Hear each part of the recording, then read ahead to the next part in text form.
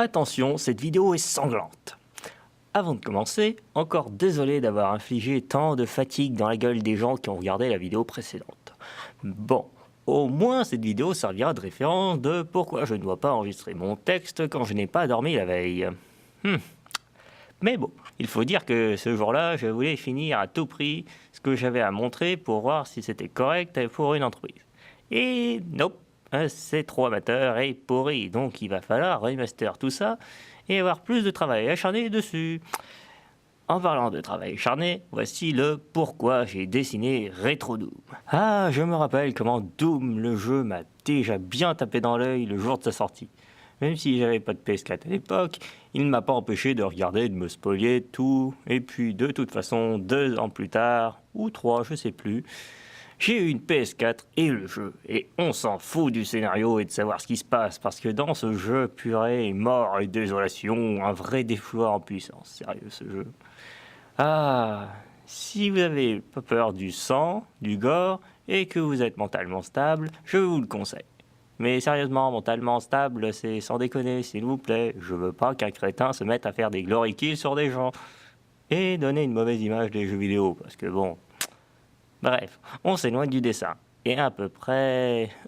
Oh non, en fait, ce dessin est juste un prétexte pour parler de ma fresque Doom, vu que elle y fait écho. En janvier 2018, j'ai eu une semaine pour dessiner, et donc, vu que j'avais joué à Doom le juin dernier, je voulais y rendre hommage, avec la mise en scène la plus épique, qu'il soit à la hauteur de mes espérances.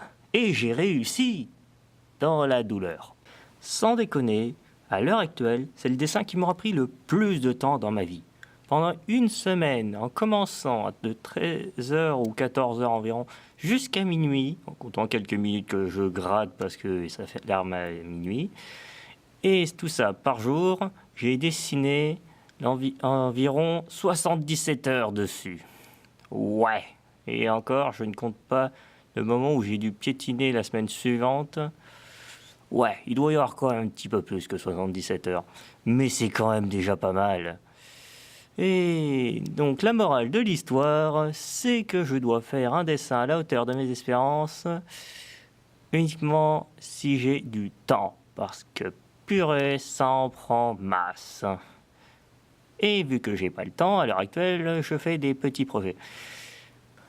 J'ai réellement commencé à dessiner en numérique, et surtout régulièrement, que depuis janvier 2019. Donc voilà, mon niveau est pas hyper haut.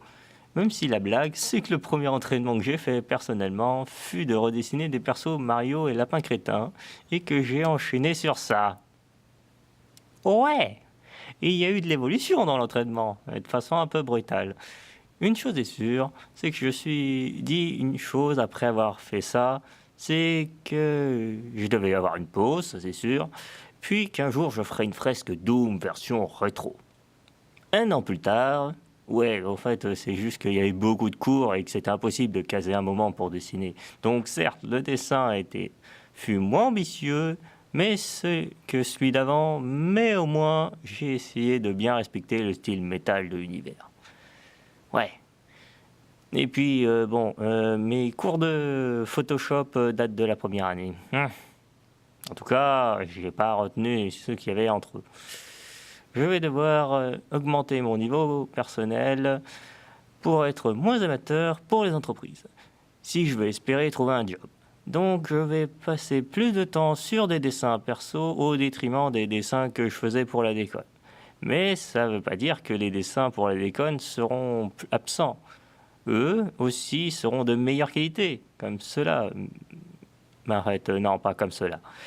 Les prochains seront plus soignés pour coller à leur style visuel, m'entraîner et avec un meilleur tracé, de meilleurs contrastes, pas comme cela, ouais je m'acharne, vu que son style sera un peu plus simple, je ne pouvais pas ajouter plus de détails sans trahir l'œuvre originale, si vous voyez ce que je veux dire. Comme d'hab, le DeviantArt, le ArtStation et direction la vidéo suivante, bye.